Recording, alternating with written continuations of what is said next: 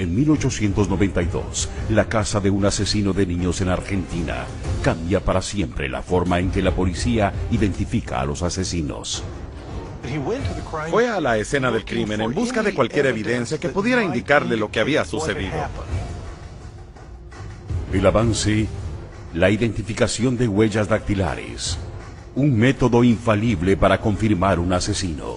Jamás se ha descubierto que dos personas tengan la misma huella digital. Lo que examinaban era el patrón de lo que llamamos crestas de fricción. Sirven para ayudarnos a agarrar y sostener cosas. Las huellas digitales se convierten en la prueba definitiva para combatir a la delincuencia.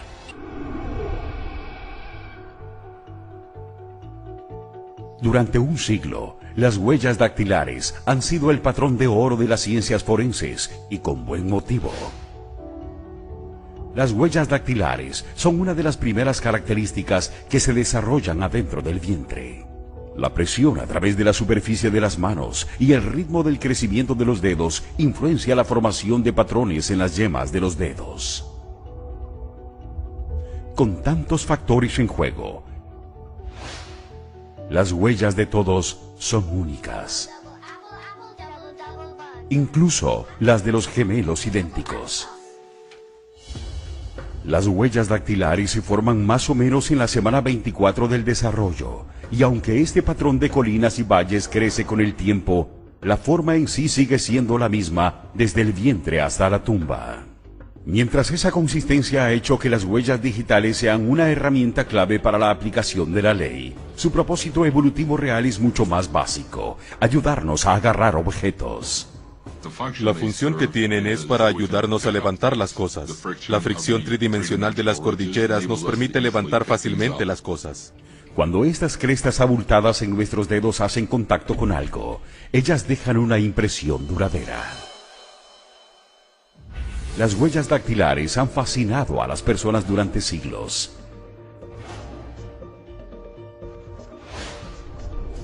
Ya en el año 220 a.C., los antiguos chinos utilizaron huellas digitales para firmar documentos legales, sin percatarse de cuán individuales eran realmente estas marcas. Pero esto no habría sido confirmado por la ciencia hasta más de 1000 años después. En 1684, el médico inglés Nehemias Grew publicó el primer análisis científico de las crestas presentes en los dedos y las palmas de las manos. 100 años más tarde, en 1788, el anatomista alemán Johann Meyer dio un paso más, al declarar que no hay dos personas que tengan las mismas huellas digitales. Pero no fue hasta finales del siglo XIX que la ciencia de huellas digitales jugaría un papel central en una investigación criminal por primera vez. Junio 1892, en el pueblo de Necochea, cerca de Buenos Aires, Argentina. La policía es convocada a la casa de una joven madre. Ha sucedido una terrible tragedia. Francisca Rojas tenía 2 hijos. Ella les dijo que llegó a casa del trabajo y vio a un hombre salir. Entró y descubrió que sus 2 hijos habían sido asesinados. Francisca Rojas le dice a la policía que ella sabe exactamente quién era el hombre. Su amante, Pedro Velázquez. Ella dijo que Velázquez tenía problemas con ella, que la había amenazado con matar a sus hijos si ella no se casaba con él. La policía no pierde tiempo para ubicar a Velázquez. Y en esta época se practicaba un método probado y comprobado para cerrar un caso.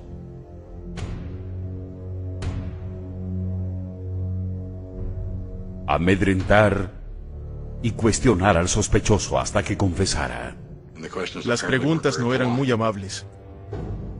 Lo golpearon. Lo torturaron. Así eran las cosas por lo general. Durante 3 días, Velázquez soporta lo peor de la policía.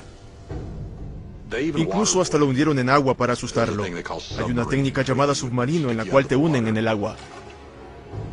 Y ni de esa forma lograron que él confesara haber cometido este crimen. ni por cerca. Lo cual deja al inspector Eduardo Álvarez preguntándose, ¿y si hubiera otra manera de mostrar que Velázquez es culpable o inocente? No le gustaba ese tipo de interrogatorio. No creía que valía la pena y buscaba algún otro método para probar o refutar que no incluyera golpear a alguien en la cabeza.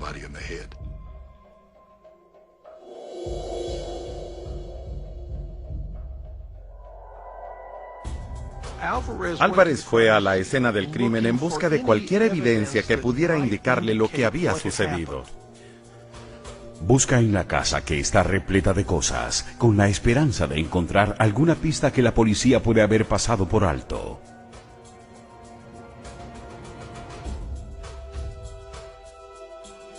No encuentra nada, hasta que sus ojos son atraídos al marco de la puerta. Lo que encontró fue una huella sangrienta.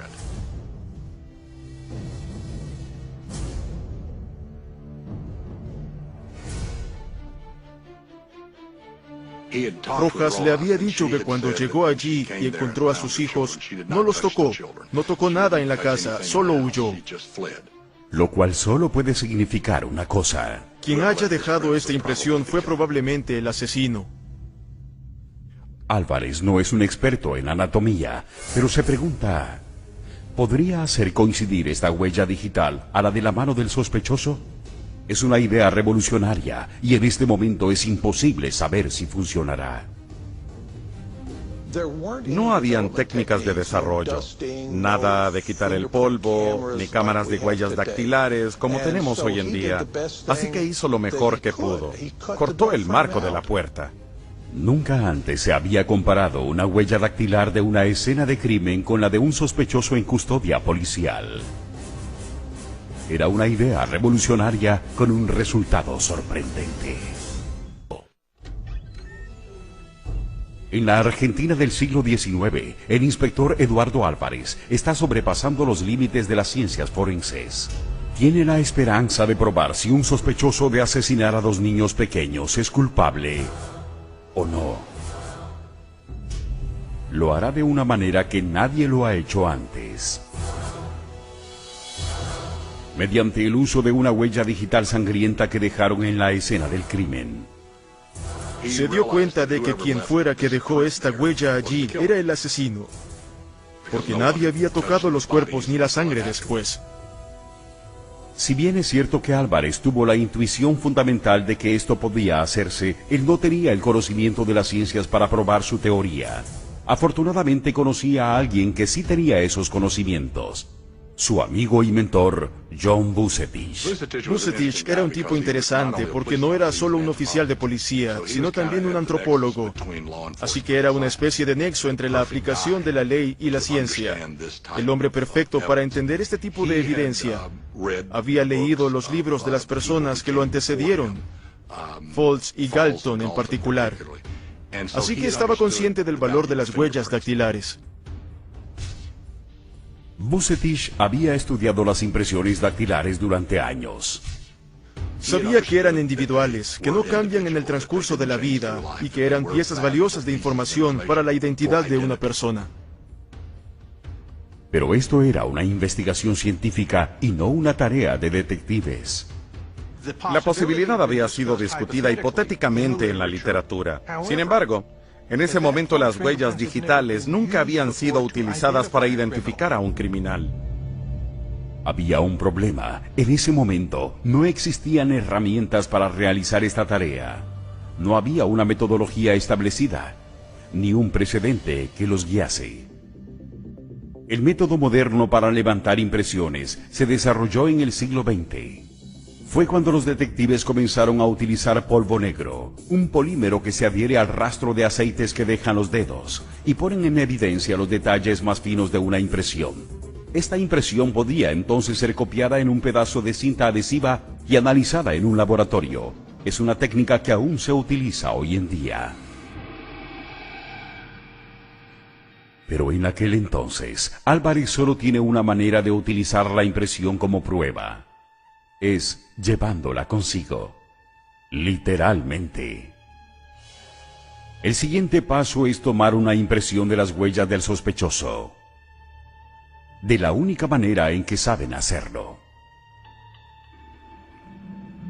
El método que se usaba para tomar las huellas digitales entintadas era el mismo que usamos hoy en día. Una capa delgada de tinta, el dedo se hace rodar sobre la superficie entintada y luego se colocaba sobre un pedazo de papel que tiene casillas para cada dedo. Tomaron una muestra de los 10 dedos. Solo uno sería el que contaría, ya que solamente tenían una sola huella digital. Lo que hacen es compararlas con la impresión que se quedó con la sangre en el marco de la puerta.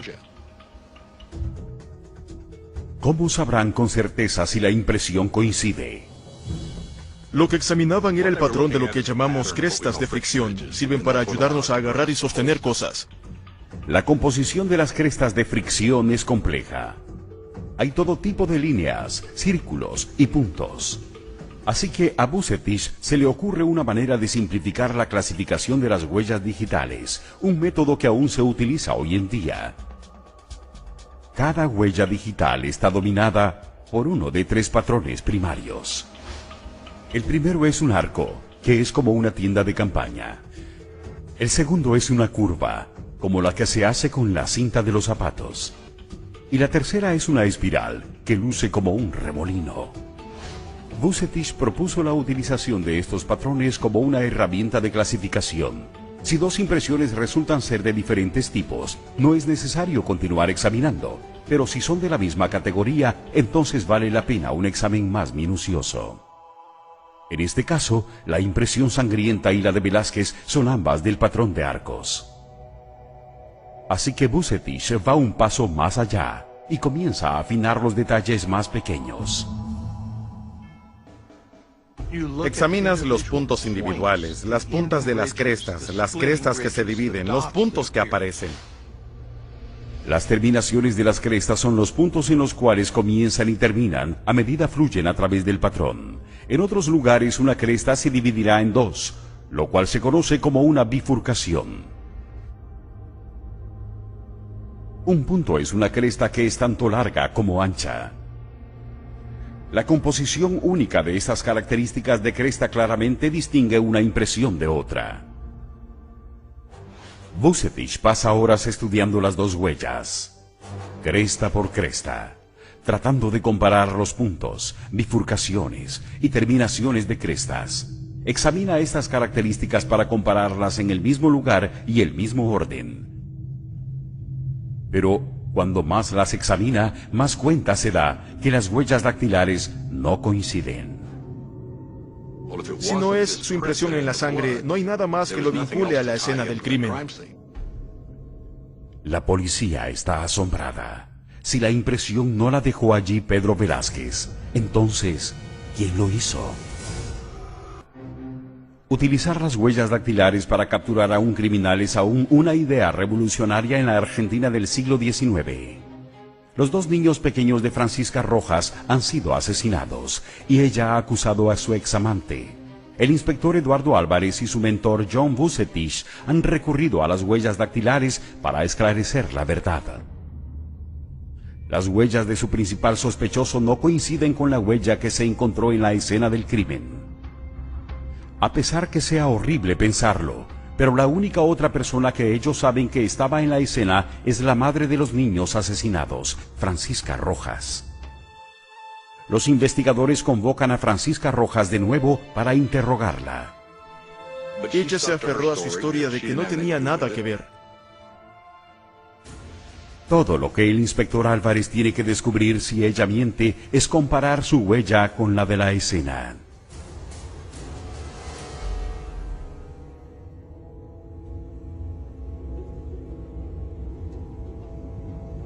La señora Rojas había asegurado que Velázquez lo había hecho, que lo había visto huyendo.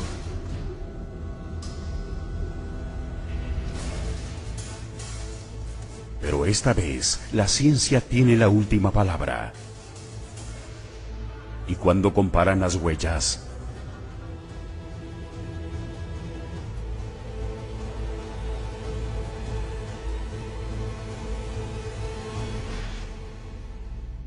coinciden perfectamente. Esta madre de dos mató a sus propios hijos y señaló a un hombre inocente, el que fue su novio una vez. La confrontaron con esta evidencia y le dijeron que eso demostraba que ella mentía, que sí había tenido contacto y que era su huella. Así que ella confesó el crimen, dijo que ella lo hizo y que había acusado a Velázquez porque estaba enfadada con él. Por primera vez la policía utilizó huellas digitales para identificar a un sospechoso de asesinato. Y el asesino resultó ser la propia madre de las víctimas. Pero todavía hay una pregunta. ¿Por qué la señora Rojas mataría a sus propios hijos? Resulta que el hombre al que ella acusó de los asesinatos no era su único amante. Ella tenía otro, y haría cualquier cosa para retenerlo.